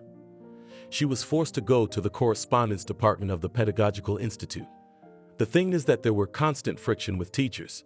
They time and again reproached her for recklessness. In addition, all sorts of nagging, trying as much as possible to prick in a sore spot. These circumstances greatly depressed Diana, and she walked more and more often in a depressed state. And now, seeing her friends off to study in the big city, she couldn't squeeze out a little bit of joy. Finally, the bus arrived at the platform. The friends had 3 hours to get to their destination. There were no opportunities to get higher education in the district center, so they had to travel long distances for the sake of a bright future. Diana hugged each of them in turn and then watched them take their seats on the bus. After the boarding announcement, the bus doors closed, it hummed shrilly and moved off. Diana moved a little farther away to avoid breathing the exhaust fumes. Her friends waved from the window. Diana gave them a kiss, and the bus gracefully disappeared around the corner. Next to the bus station was the train station, and a little to the side was a spontaneous market. Diana decided to walk there to look for a spacious dress. The thing is that her tummy began to grow, and it was necessary to hide it somehow. Passing by the station building, the girl noticed the bustle. People were rushing about their business without noticing anyone around them. Some arrived and were greeted with joy, and others, on the contrary, left. And people close to them did not hide their emotions, seeing them off on their long journey. It was interesting to watch how the railroad station fills up and immediately becomes empty, but only for a moment, to again shelter under its roof guests and just ordinary passersby. And at that moment, Diana saw a guy near the train. He stood with his hand outstretched, asking for money. In appearance, he was no older than herself, but how embarrassing it was for him to ask people for help. Diana felt ashamed, as if she was the one standing there collecting money. At the same time, the guy did not try to annoy passersby. He did not run up to them and did not pull their sleeves to give them money. On the contrary, he stood quietly and talked about the fact that he needed money to buy a ticket. Unable to watch him humiliate himself any longer, Diana decides to approach him and help. After all, collecting money did not give the desired result. Many people just passed by, and some even twiddled their thumbs. It seems that no one wanted to penetrate his problem. Nobody cared why this guy suddenly found himself without money and couldn't buy his own ticket. "Hi," Diana said cautiously. "Hi," the guy replied also discreetly. "Here, take the money for the ticket." Diana gave him the crumpled bills and lowered her head. "Thank you, but you probably need it more yourself." The stranger wanted to refuse the money. "No, it's okay. I still have some. By the way, I'm Diana. And what's your name?" "Henry," he said, "and I thank you again for your help. Hurry up and buy a ticket, or the train will leave without you," Diana said cheerfully. Edward broke away from his seat and ran towards the station. Diana, meanwhile, remained guarding his bag. It was unclear what was in it, and it was not in her principles to rummage through other people's things. The train began to hum and seemed to be about to depart. The boy came at the very last moment, and together they came to the open door of the carriage. Henry handed the conductor the ticket, but she glanced at him and said, "I'm not going to let some vagabonds in. You'll stink up the whole carriage, and then I'll have to clean and air you out." It was the height of insolence, and Diana even wanted to argue with her. But time was running out and it was necessary to solve the problem as soon as possible, so she took the last of her money out of her pocket. "Take it, I don't have any more, but put this guy on the train." The conductor snorted as she took the money from her and pushed Henry into the car. The boy flew into the vestibule, but managed to look out and wave to Diana. She saw him crying, and she wanted to burst into tears. Holding back her emotions, she raised her hand and waved. And then she heard these words, "Thank you, I'll pay you back," Henry shouted, and the train was tapping its wheels. Knock, knock, knock, knock, and taking the boy out of this town and back to where he was in such a hurry. Diana only shook her head in response. She had no hope that Henry would ever pay her back. They met by chance at the train station, and it wasn't clear what he was doing here. There was no time to ask, especially since the guy was in a hurry. So it turned out to be a date on a light, when no one owed anything. The money she'd given him was her last, and now Diana had to walk to the village. It was good that it was 3 kilometers from the center. As she walked, she thought about how she had gotten herself into this situation. Diana grew up in a poor family. Her father was injured in a factory and lost his right leg to the knee. He was granted disability, and in fact, the main provider in the house was her mother. She worked almost 24 hours a day on the farm to feed the family. My father's pension was modest and allowed only to receive benefits for utility bills and to ride public transportation at a discount. Mom tried her best to help her daughter. She herself said that she did not want the same fate for her. She had plans to educate Diana, bring her up and send her to the big city. One day they were sitting at dinner and her mother said sadly, "Daughter, you don't belong in the country. I'm used to this kind of life, but you should live better. And now the main thing is to get an education. It will give you a ticket to the future." This conversation took place on the eve of the final exams at school. And Diana was also thinking about moving to the city. She wasn't going to work on a farm like her mom. She had enough knowledge to further study and gain experience. Having entered the Pedagogical Institute, Diana already made plans for her future. But in the second year she met Victor and soon became pregnant by him. Everything happened suddenly, and at first Diana was afraid to tell her mother about it. But then she confessed, and the latter advised her to give birth. After all, it is not known what will happen next, and suddenly she will no longer be able to have children. With this thought, Diana decided to study by correspondence, especially since her friends supported this idea. Although they studied in different institutes, but they were not indifferent to Diana's fate. Victor, who got her pregnant, turned out to be unreliable, so he dumped her the first chance he got. Or rather, it wasn't even his decision, it was his parents. They insisted that he didn't need a girl from a poor family. So they found him a beautiful girl from a wealthy family, and they told Diana to forget the whole thing. True, and offered her money to get rid of the pregnancy. However, the girl refused and left their house forever. The provincial girl turned out to be of no use to anyone. With her naivety and faith in pure love, Diana for many years put a cross on her personal life. She no longer had the strength and desire to look for someone. Though the son of a rich farmer was a matchmaker, hinted at getting together and living together.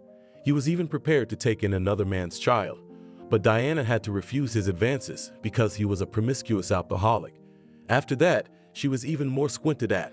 They had not been kind to her before, and now they were spreading gossip throughout the village. Many of them said she had fathered a child. How can you hide that fact? No matter how you look at it, but the belly, rounded in size, spoke for itself. And no exhortations of the mother did not help. The villagers did not want to hear anything. Everyone was interested in discussing the poor girl. Not a single car passed by, and she had to walk all the way to the village. It was as if the villagers were in no hurry. And there was no fuss, which was going on at the station of the district center. It was good that there were occasional stumps of recently felled trees by the roadside. Diana could sit down on them and catch her breath. The village appeared ahead, and the girl breathed a sigh of relief. But what would her parents say when they found out that she had given the last of her money to a stranger? Diana did not think about it, but decided that she would not be scolded as soon as they heard the story of saving a poor guy. Her mother, of course, took it calmly, but her father grumbled for a long time. Nothing cannot trust her, the last money from the house gives. And why are you angry? His mother reprimanded him. Do you help your daughter a lot? She hasn't heard a kind word from you lately. Stop that attitude, or I'll find something to keep you busy. His father glanced at his mother, but did not interfere. He was afraid of his wife, because she was, in fact, the head of the family. But if we talk about the period when he was not yet an invalid, then even then he was not useful. Well, he earned money as a fitter at the factory, and then he spent part of his salary with his colleagues. On the other hand, he was not an alcoholic, and he was still treated with respect in the village. Diana thanked her mother for her support and admitted that she couldn't do otherwise. Understand, Mom, he asked for money for a ticket, not for fun. Who knows what happened to him? Maybe he was robbed. That's it, that is not clear, my daughter. Anxiously and excitedly replied Alice. So you take care of yourself, do not mess with strangers. You've already had enough grief. I don't want you to be completely lost. Don't worry, it won't happen. Diana answered sadly and went to her room. She was so afraid that her parents would scold her for giving the money, but it turned out to be the opposite, and if it hadn't been for her father's nagging, she would have been able to say that she had gotten off lightly. In her heart, Diana hoped that the money had helped the boy, and he'd get home, if he really was in a hurry. The earth was round, and it was possible that they would meet again someday. At least that wasn't to be ruled out. Almost 10 years had passed since then. Diana had graduated from the institute and had already been working as a teacher for several years. She moved to the city as she saw no prospects for herself in the village. Her mother remained working on the farm, still receiving a negligible salary. Her father died 2 years ago. He had a heart attack due to excessive alcohol consumption. He could not adapt to the new realities of life. He could not find his place and was always angry that he had become an invalid. Diana rented an apartment in the city through an acquaintance and lived there with her son. She had a baby boy whom she named John. His mother asked that he be named after his grandfather. Then one day she came to visit her herself. Walking around the apartment, Alice kept saying, "All of me, businesswoman. Here, I see and wash laundry as I taught you. I can't believe it's been so long. I still remember my little daughter. Ma, I'm sorry that we see each other so rarely." Diana hugged her mother and cried. When John saw that the adults had been sobbed, he came up to them and said, "Mom, Babs, don't cry. Everything will be okay." Diana took him by one hand and Alice by the other. They stood like that until they heard the kettle whistling in the kitchen. "Stop crying and let's go and have tea and cake," Alice commanded and led everyone to the table. She cut equal slices and put them on plates, and while John was eating the pie, Alice moved closer to her daughter and asked in a whisper, "You're going to live alone?" "I don't know what you mean." Diana was surprised. "I'm not alone. I have a handsome son and we are good together." "I'm not arguing," the mother replied. "You just need to think about yourself. Maybe you have someone in mind, a teacher from school." "No, Mom, we have almost all women there." "True, the gym teacher and the labor teacher are men, but it's better not to mess with them. One of them flirts with everyone and has nothing serious in his head, and the other one sometimes gets a little over the collar. But the director doesn't fire him because there's no one to work with. Nightmare, and where all the normal men have gone." Alice complained with a heavy sigh. "You should have stayed in the village. Maybe you found someone." "You are serious?" Diana smiled confusedly. "I do not need such happiness. And as for personal life, there is one man with whom I sometimes meet." Alice immediately revived and putting on her daughter's plate a piece of pie, said, "That's fine. We should take him into the fold." "Mom, I'll figure out what to do with him myself." Her mother did not ask her any more provocative questions. She realized that Diana was no longer a little girl and would decide how to live her life. And if she did not hurry with marriage, it means that there are good reasons for it. And to rush things is to make mistakes that life does not forgive. Diana's admirer turned out to be Alexander, a middle manager. He'd been trying to win her favor for a long time. They met by chance when Diana was shopping at the mall. She needed to get the boxes of instant cereal, but they stood so high that she couldn't reach them. And then Alexander walks by. Naturally, he decided to help and took as many as 5 boxes off the top shelf. Diana thanked him for his help, and then she did not notice how they reached her house together. From that day on, a whole series of attempts to ask her out began. All week, Alexander called Diana and invited her, then to the movies, then to the disco, then to a cafe or restaurant. Notwithstanding such pressure, she, however, gave up and they began to meet. Happy for her daughter, Alice wished her happiness, and a couple of months later learned that Diana and Alexander, after all, decided to live together, though without official registration of marriage. Surprisingly, but the family evening decided to make in the village, and Diana didn't care what the villagers thought of her. She didn't care what they thought anymore. She knew that she could achieve anything. The main thing was not to look back. At Alexander, as he said himself, from his grandmother left a 2-room apartment. There he moved Diana and her son. What is interesting, he managed to make friends with John, but all communication with the boy occurred only on weekends. Alexander often disappeared at work, and it seemed did not hurry home. Diana saw it as a necessity. After all, having lived in the city for so many years, she had long ago realized that money does not come easily. But one day there was a quarrel between them. The fact is that Alexander had to leave urgently for important negotiations in another city. As he himself said, the well-being of their family depended on it, and it had to happen. The son fell ill, he had a fever, and his stomach began to hurt a lot. Alexander stayed, although it was obvious that he was not happy. He himself brought Diana and John to the hospital, and while the boy was examined by a doctor, he sat on a bench and booed.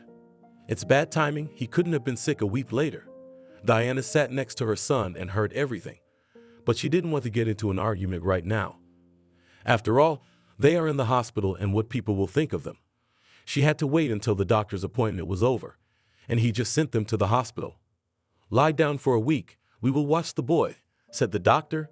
He's got an acute respiratory infection, and the malaise in his stomach is because he's nervous. After that, Diana left the office with her son and almost attacked Alexander. Are you out of your mind? What did I say? Alexander tried to justify himself. By the way, I was in a hurry to important negotiations, and I'm paid good money for it, if you haven't forgotten. I know, but that's no reason to take out your anger on a child, Diana answered. I have a job too, by the way, so you're not the only breadwinner in the family. However, the verbal altercation had to be interrupted because the doctor came out into the corridor and asked not to clarify relations here. Alexander took Diana and her son to the children's ward. They had been admitted for a week to treat the symptoms of a cold, and Alexander had to postpone the trip. At the same time, he disappeared somewhere for a few days. Diana did not know where he was. Even his phone did not answer. And when the husband appeared, he smelled of women's perfume. Obviously, he had not bought it for himself. Diana tried to find out what was going on, but Alexander only yelled, saying that he did not have to answer to her. After they were discharged, Diana did not return home. She decided to move in with her mother for a while. Still, no matter how it was, and here she could always find support, especially since her mother herself had been asking to bring her grandson for a long time. John was glad that they were going to his grandmother, and when Diana asked him if he wanted to see Uncle Alexander, he grudgingly replied that he didn't want to help. What else? He didn't want to help, you yelled, and I'm going to talk to him after that. No, Mom, let him live alone, and we'll stay with Grandma. None of them could not think that this day would be a turning point in their fate. Naturally, Alice welcomed her daughter and grandson with open arms. She had lost a lot of weight during this time, but she was still more or less holding on. Having drunk tea from the road, they all went together to the grave of her father. Diana hadn't been to see him for 2 years. She couldn't get away because of her work. Having put flowers near the monument, she turned to her mother and quietly said, I feel that our family is falling apart. Yes, only 6 months together, and such thoughts. Alice replied sadly, maybe he has a mistress, do you think? No, Mom, he's not capable of that, Diana answered in a doubtful voice. In any case, I would definitely know about it. And especially Alexander is always at work, he has no time to have fun. To be honest, we stopped sleeping together. Or rather, he arrives so late that I can't hear him and leaves early in the morning. But at least I have time to make him breakfast. But I'm not in love anymore. I don't feel comfortable with what you're saying, the mother complained. Is your relationship really at an end? It's a rhetorical question, and you don't have to answer it. I'll answer it, Mom, Diane said. The thing is, he attributes his delays at work and his alleged business trips to the need to make more money. It's like he's the only one supporting the family. So I'm right, and he has a mistress, Alice concluded. Mom, stop guessing. And let's not talk about it anymore. The topic is closed. They really did not find the best place to discuss their daughter's marital problems. Leaving for her mother's, Diana only warned the principal at school that she was taking a vacation at her own expense. She left her husband in the dark so he wouldn't bother her, but what he was doing all this time she did not know. Alexander came only on the 5th day of her absence and tried to persuade her to return home. Well, I'm sorry, dear, I didn't mean to offend you. Putting his palms together, he mumbled pleadingly. You didn't just hurt me, Diana began. You also made my son an extra in our family. Your work is more important to you than the fact that John is sick and needs our help? Oh yeah, he's not your family, so you don't have to worry. Why would you do that? I came here in good faith. I don't understand what's going on with you, Diana continued. I thought you were friends with John. He even started calling you Dad sometimes. But after what you said about him, he doesn't want to see you. Diane's son was absent. He'd gone to the store with his grandmother. But before that, he told Uncle Alexander not to even try to get in touch with him. Surprisingly, the son had matured so much lately that he reasoned like a fully educated person.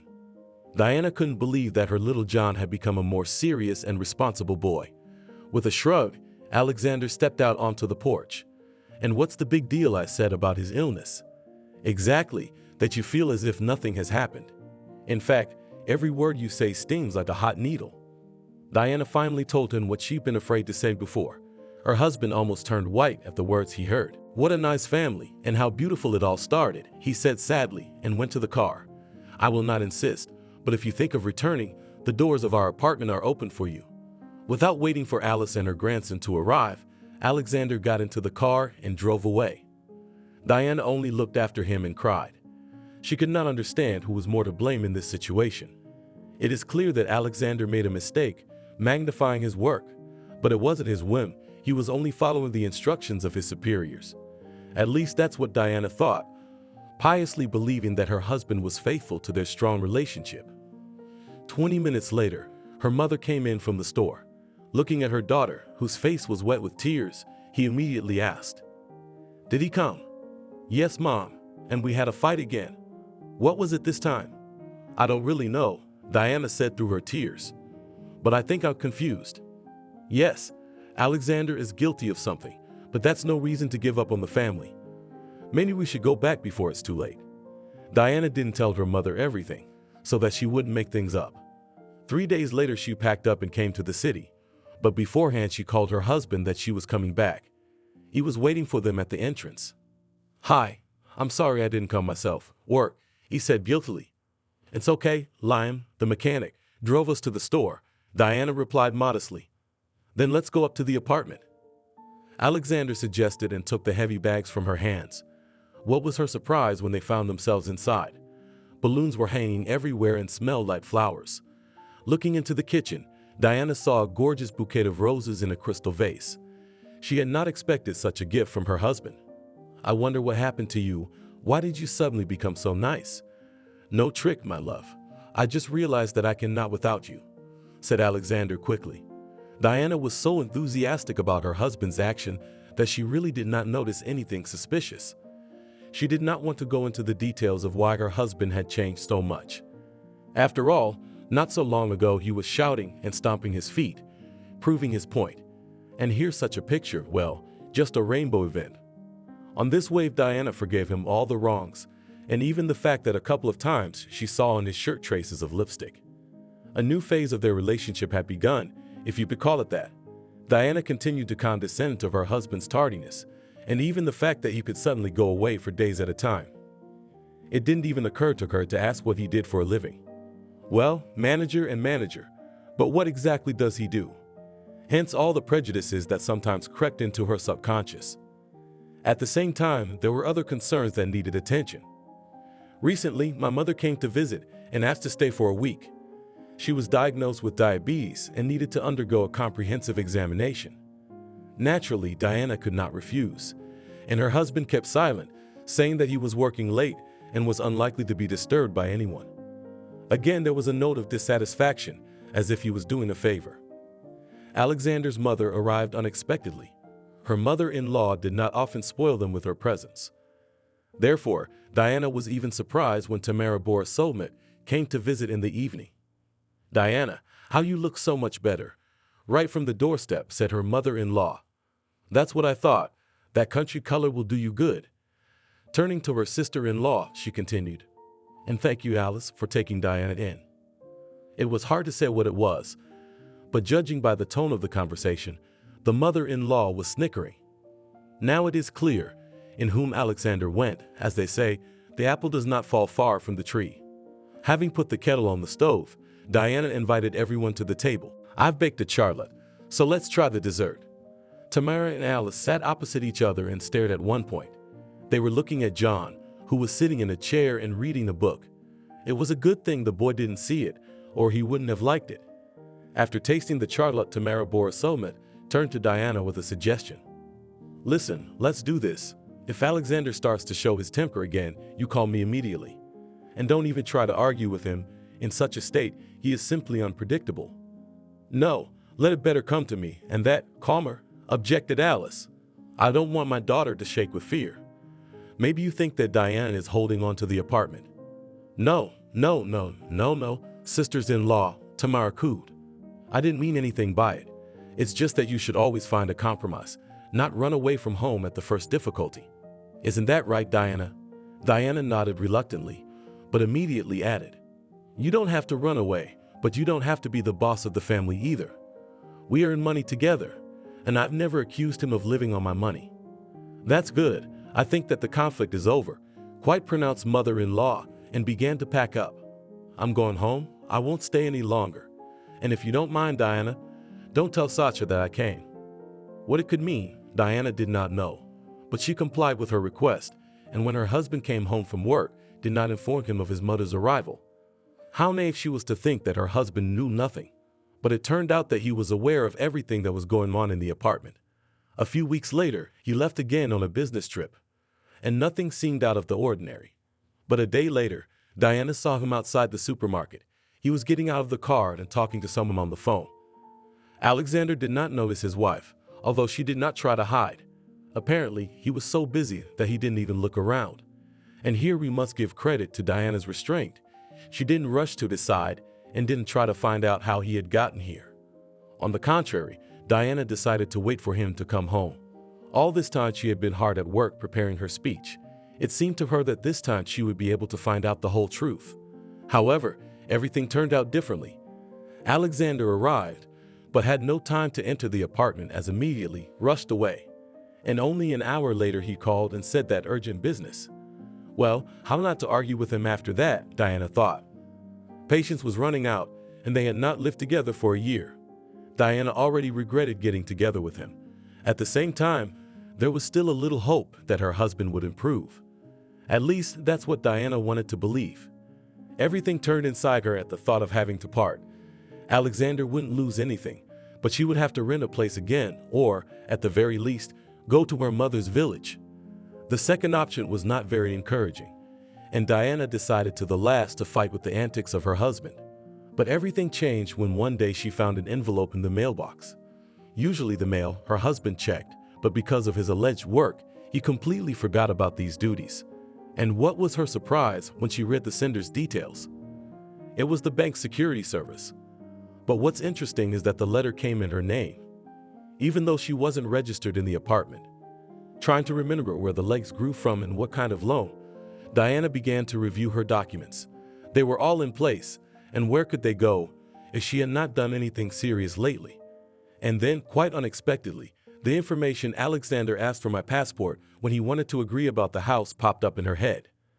My husband had indeed talked about it 4 months ago. Then he bragged that soon they would be able to live in nature, and even showed the house, which they were selling at a reduced price. But Diana did not pay any attention to this, considering that her spouse was just fantasizing. However, he did not stop and proposed to start preparing the documents. Diana agreed, but because she was busy at school, she could not go to all sorts of offices with him. Alexander said that he would take everything into his own hands. She would only need a passport and one more identity document. Diana did not have a driver's license, so she gave her insurance certificate. Most likely, it was then that her husband took out a loan on her, but he acted somehow secretly because she did not realize it. Once again, after reading the letter that came to her name, Diana learned that the arrears on the loan is exactly 4 months, and if you add up the amount of debt and accrued interest, it turned out to be a lot. Diana didn't have that kind of money, and there was nowhere to get it. It was urgent to pull out her husband and demand an explanation, and he did not make himself wait. He appeared in the middle of the night and sent that between them all over, and then he brazenly confessed that he'd been spending money on mistresses. "Yes, Diana, that's what I was doing," Alexander shouted. "You're such a..." Diana wanted to swear, but restrained herself. "I know what you think of me, but I don't care about that." Alexander continued and waved her off, slamming the front door behind him. Just like that, not even a year passed, and the family happiness shattered like broken glass. Mom was right about the mistress. Diana was wrong not to believe her then, and now she wouldn't have to stand there and listen to all these nasty things. Alexander turned out to be a despicable man. He had attempted to humiliate and trample on the person close to him. Diana packed her things in a hurry and left the apartment. She had to dial the number on her phone several times until her mother answered. Hearing her daughter's crying voice, Alice realized everything come home. That's enough, you have profited from the family. And again, Diana had to take a vacation to take care of all the problems. It was good that the director met her needs and did not refuse. He was loyal to Diana, and he always helped her if she needed it. Besides, he knew firsthand what it was like to raise a child. He didn't consider Alexander a decent father. Apparently, he was quite familiar with his family, and did not expect anything good from them. For 2 weeks, Diana lived with her mother until she found a new place to live. During that time, she came to her senses. "You can imagine, and he lied to me that he got the apartment from his grandmother," she said. "Yeah, how come?" "He looks like a decent guy," Alice replied in surprise. "That's right, a decent guy, but he pulled off a scam that I wouldn't dream of," Diana continued. "I don't even know what to do with this loan. We lived in a common law marriage, and all the burden of payments falls on my shoulders. Daughter, of course, I will help with money, but it will not be enough anyway. Offer her mother's help. Don't, you better keep it, in case you need it for medicine," Diana refused. "I'll try to borrow money from friends. In extreme case, I'll give it from my salary." Diana could not even imagine what was ahead of her. Alexander so skillfully sedated her vigilance that he was able to formalize in the bank's solicited credit, and how he had managed to do it without her permission. It is clear that through fake people, but where to find them, God only knows. And this damn apartment, which, as it turned out, did not belong to him. He just paid a year's rent in advance and pretended it was his grandmother's inheritance. No one had ever deceived her like that, and she naively believed that she had found her love. Diana also remembered how she once talked to her friends on the phone and told them what a good husband Alexander was. She even sent his picture over the phone. But her friends, for some reason, in one voice assured her that it was the wrong choice. What alerted them then, Diana never realized. But she was at the very beginning of family happiness and did not want to scare away the luck. That's why she was skeptical of her friends' suspicions. Who knows who doesn't happen to whom, suddenly jealous. Diana strived with every fiber of her being to strengthen relations with Alexander. That's why she didn't listen to Alice and Annie's advice. But if she had turned on her brains and would not have blindly trusted everything, she would not be in the situation in which she is now. As for the loan, there was no money from acquaintances to pay it off. Everyone had their own problems. Mom suggested selling the house, but Diana strictly forbade to do it. "Don't do it, Mom. I'll never forgive myself," she said indignantly. "But you won't find that kind of money anyway," her mother pleaded with her. "So what will they do to me? I'll find a way out of it. I've been in trouble before." Diana began to give some money from her paycheck, but it was only enough to pay the interest. By then, Alexander had disappeared from the city. He did not appear at his mother's house and did not answer the phone. With a squeaky heart, Diana turned to the policia. But there she was told that if everything was done according to her documents and there were signatures, then everything was considered legal. The hopelessness was even more pressing, and she had to literally twist and turn to make ends meet. As a last resort, Diana turned to Alexander's mother, but she replied that she had nothing to do with his scams, and demanded not to be disturbed. By some miracle, but the investigator, who was given Diana's statement, nevertheless opened the case and even declared Alexander wanted. Now it remained to wait for him to be caught and shake out all the money. Diana was preparing for a difficult change in her life. Some of the money was helped by her colleagues at work, but they too could not perform a miracle to pay off the loan in full. Diana thought about going to the bank itself and persuading them to cover the debt somehow. But who would go for that? After all, creditors are not stupid people to forgive such money. If they were to meet everyone's needs, they would have gone bankrupt long ago. As time went on, the debt problem didn't disappear. On the contrary, it grew like a snowball. The interest on the loan added even more payments. Diana could only manage to pay the modest crumbs. She had to explain to her son why she couldn't buy him new shoes. But he himself understood everything and often remembered Alexander in an unkind word. Diana at such moments did not stop her son, realizing that it was useless. On New Year's vacation, they wanted to go to the village to his mother. But Alice herself came to visit. And not empty-handed. She brought a whole bag of supplies. "I knew you wanted to spend your vacation at my place," said her mother in a panting voice. "Mom, why are you coming to town in winter?" Diana asked in surprise. "Well, how could I, my daughter, to see you? And I need to rest," she answered cheerfully. "But don't worry, there's someone to look after the house. I asked Guinea, our neighbor. You know her, she's been taking care of you since you were a little girl." She had the sweetest peers on the street. Diana laughed and thought for a moment. Diana felt as if she were back in her childhood, where there were no worries and troubles. They had their own games, secret places and paths. No one even thought about what to eat or where to sleep. Parents were responsible for that, and they just had a fun and carefree childhood. True, over time, responsibilities were added, but they were still comfortable under the wing of mom and dad. Now there is no such thing, and you have to achieve everything yourself. However, fate has somehow unfairly dealt with her, hitting the bottom. First, she brought her together with a beautiful and young man, and then made it so that he betrayed and abandoned her. Diana even turned cold at the thought. Oh my God, it's happening again. I've been through this before, haven't I?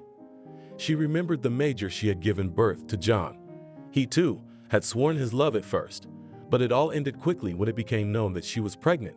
Here, and with Alexander turned out almost the same, with minor adjustments to the financial component. This man turned out to be even more cunning. Not only that he abandoned, but also hung debts. Diana was in an unenviable position, and if it were not for her mother, there is no telling how it would have ended up. Listen, daughter, where is your jewelry shop? Mom asked out of the blue. A block away, Diana replied without any thought. And why do you want it, if it's not a secret? Yes, I would give our family valuables for repair. Alice calmly answered, pulling out 2 gold brooches from her purse. These were left by my great-grandmother, Diana said in surprise, and I thought that you sold them long ago. After all, at one time when money was difficult, we barely made ends meet. That's right, my daughter, we did the best we could, said her mother. But I just took extra shifts, that's why we survived. I couldn't sell those brooches, they're as precious as a memory, and the time wasn't right for that. What do you mean? Diana asked warily. Well, I wanted you to get married. Alice hesitated. And you never got married. This experience of family life I do not count. It did not go in your favor. And I'm sorry I didn't see that man as a traitor. Oh, come on, Mom. What's past is past. By the way, he's wanted. Maybe they'll catch him, and then you won't have to pay for the loan anymore. Alice nodded in response and immediately put the valuables back in her purse. Diana didn't see anything red in what her mother had asked about the jewelry shop. The brooches did look unpresentable and needed minor repairs, but it was gold, and it was valuable in any form. The only question was the price. Diana got the idea only on the 3rd day, when her mother went there several times. She realized that she wanted to help her with the loan and was ready to sell even the family heirlooms. Naturally, Diana did not want to make such sacrifices to save her. That's why she followed her mother, and when she saw that her trips were not connected with the jewelry workshop, but led directly to the pawnshop, she did not hesitate for a second to stop further attempts to negotiate the sale of brooches with impudent and unceremonious usurers. Alice was stunned when she caught her daughter in the pawnshop premises. What are you doing here? That's the question I wanted to ask you, Mom. Diana interrupted her. Yeah, I guess I'll have to drive home and talk to you there. Refusing to sell brooches, Alice obediently followed Diana.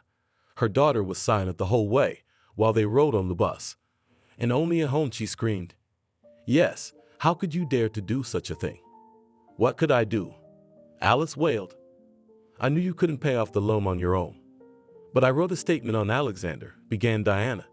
Don't be ridiculous, daughter, her mother replied with a smile on her face.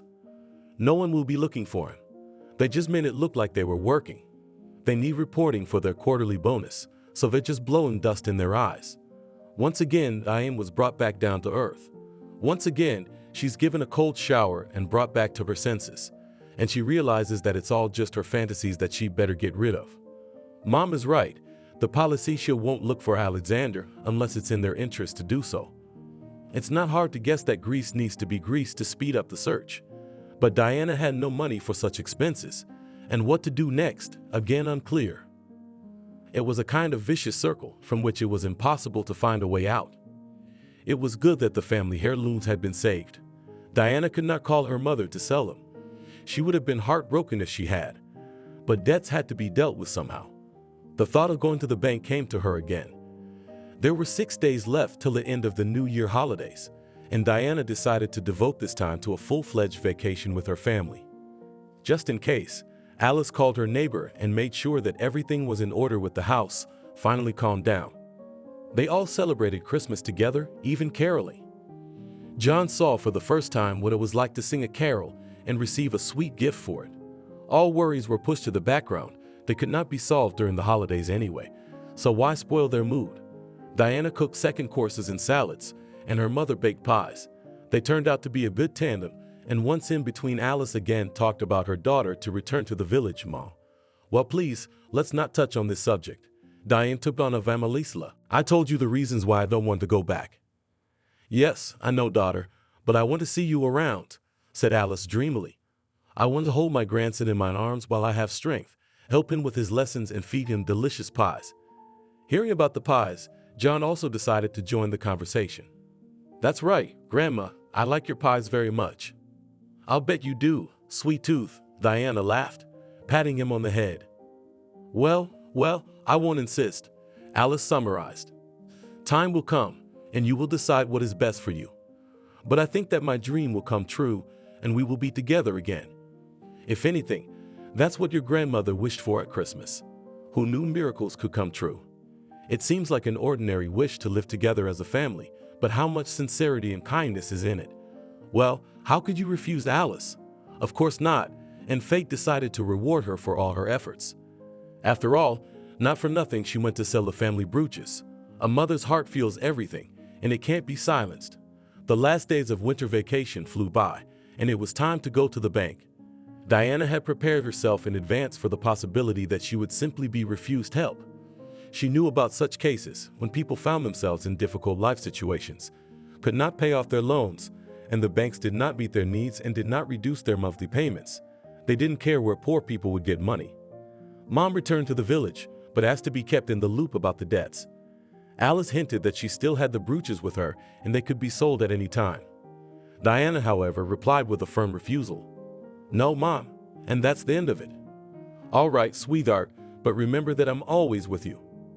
It was with this thought in mind that Diana walked into the bank on an early January morning. There weren't many people there. Apparently everyone was still sleeping. Taking a coupon, she waited for an invitation. Sitting on the soft couch, Diana thought about what to say to the manager to make him take pity. She will not, in fact, in front of him to shed tears. He wouldn't even listen, just ask security to escort her out. When it was her turn, Diana got up from her chair and approached Stalisic. The manager scrutinized her through the thin lenses of her glasses and said, Good afternoon, we are glad you came to us. I would like to talk to you about reducing my loan debt, Diana began timidly. Ah, that's it, mumbled the manager. If you are having financial difficulties, we can consider a restructuring plan. Give us your documents and the loan agreement. Diana took out of the bag all the loan papers that were there.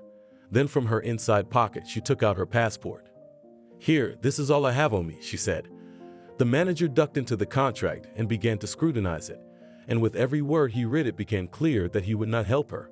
Shrugging his shoulders, the manager said sternly and unhappily, So you have large delinquencies on the loan. In addition, you have accrued a decent amount of interest. Here restructuring will not help, only full repayment of debt obligations or seizure of property through the court. But what to do? Cried Diana. I have a child in my arms, my salary is not so big, and from the property only furniture, because we live in a rented apartment.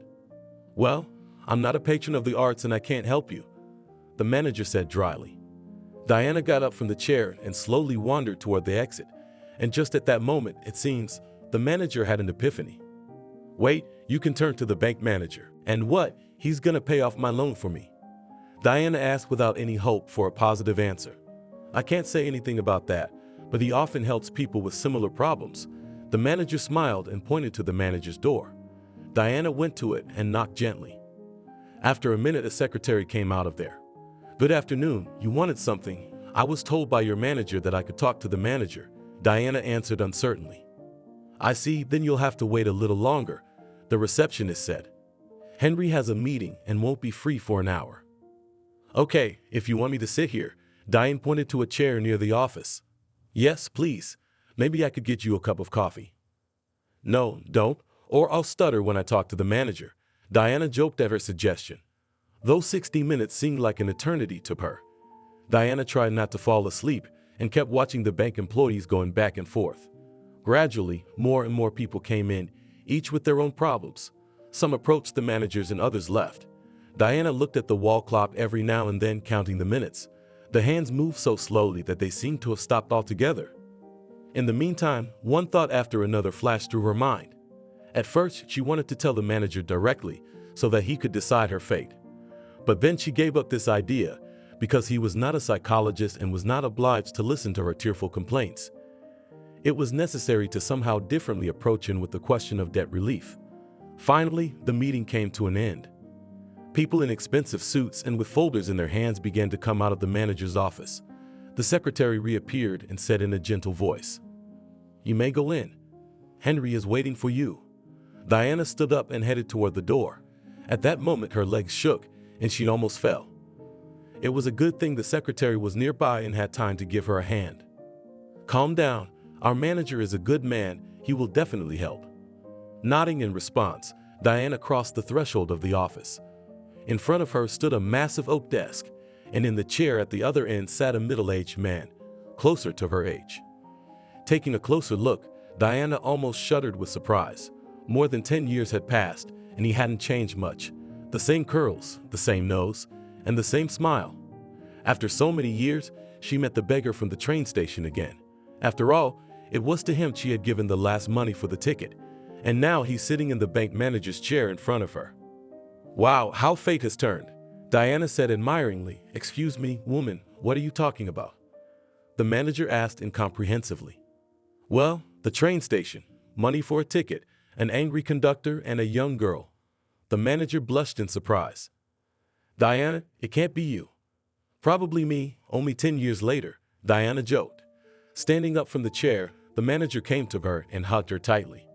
Diana couldn't resist the feeling. She patted him on the shoulders too and said, "That's how it is, Henry, when you don't think about anything and life throws you surprises," Diana said cheerfully. "No, of course I hoped we'd see each other again. To be honest, for the first 2 months, because I wanted to return the money and give it to my parents. They were so mad when they found out I'd helped a poor guy with it. Even sketched out what you looked like and why you needed the money. I'm sorry, Diane, I was going to come, but circumstances got so bad I had to postpone the trip for a while. And then I got caught up in the moment, and it just slipped my mind." "Hey, Henry, you never told me why you didn't have the money, did you?" Diana asked cautiously. "It's because I'm the son of a big banker," Henry began, "and I was kidnapped for ransom.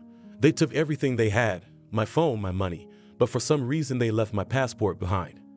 I managed to escape, and the first thing I did was go to the Policia. But they didn't believe me and sent me away, telling me not to come to them again, a dirty bum. I didn't look very presentable, to be honest." "That's right, even the conductor didn't want to let you on the train," laughed Diana. "Good for you. I like your sense of humor," Henry said. "So with no money and no cell phone, I decided to go home. I had to go to the train station and ask people for money. And thank God you were in my way. I'll be indebted to you for the rest of my life." "Even so," Diana shook her head. "Yeah, that's right. By the way, what happened to you? I don't have bank customers coming to me for small talk." "Well, since you're the manager, I'll try to tell you my problem," Diana said with a heavy sigh and told Henry everything that had happened to her over the past 10 years. At the end, she asked for help with her loan debts as she had been victimized by a scam artist. Henry thought for a moment and then called his secretary over to him. "Georgia, would you be so kind as to bring me the credit file on Diane?" The secretary left, and 10 minutes later the very same manager walked into the manager's office. "Here it is, Henry," and placing the file on his desk, he left at once. Leafing through the papers, the manager studied all the details of the loan agreement, and naturally, he could not but realize what problems there were. However, after 5 minutes he broke away from reading and said, "I'll help with the loan, especially since I owe you so much."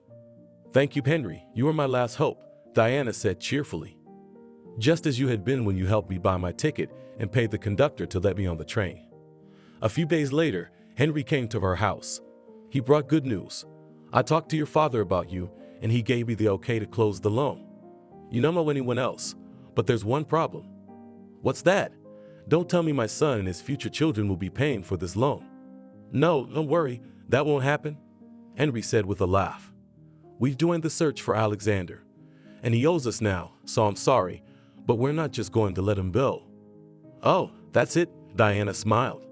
"Well, then take him down with everything you've got, and it's worth it if you beat the catch out of him. Let him know how to cheat gullible women. By the way, I did some checking, and it turns out that you're not the first on this marriage scammers list," Henry continued. but I think he's bound to stumble somewhere and fall into the hands of the Polycesia. The debt problems were resolved, and Diana was finally able to breathe easy. She no longer had to think about where to get the money to pay the loan. Diana just couldn't help sharing this pleasant news with her mom, and she promised to come over the other day to thank Henry in person. Meanwhile, Diana's savior invited her and her son to a restaurant. He wanted to treat them to some delicious French cuisine. "Don't think anything bad, Diane," Henry tried to explain himself. "It's okay, I wasn't thinking anything," Diane reassured him. That evening, Henry confessed his love for her. He told her that he had noticed how beautiful she was, but things were moving fast, and he had to hurry. But now they are not in a hurry and can talk about everything. Diana reciprocated and made it clear that she was ready for a relationship. She only put a condition that they were on mutual trust. Soon Alice arrived. She wanted to see in person the man for whom her daughter had sacrificed the last of her money 10 years ago. She liked Henry and said she would like a son-in-law like him. The hint was taken quite seriously, and sometime later Henry proposed to Diana. And in this case she agreed, for she could not find a better candidate. All the more so as John accepted him with confidence. And the son had learned to be a good judge of character. He said that behind Nicholas' mom will be like a stone wall. Diana listened to the words of her son and decided to link his fate with him. By the way, the search for Alexander was successful and he was soon caught trying another scam. It seems that the potential victim got smart and did not let himself be deceived. He faces an impressive sentence for all of his financial frauds. Diana and Henry are getting ready to get married and are even thinking about having a child together. But that's not all. Henry has offered to buy a mansion for the whole family and just next to their home village. It looks like Alice's dream is starting to come true, and soon they will all be living together. Thank you for watching this video to the end. Subscribe to the channel. Like it, write comments if you like the story, and see you on the channel.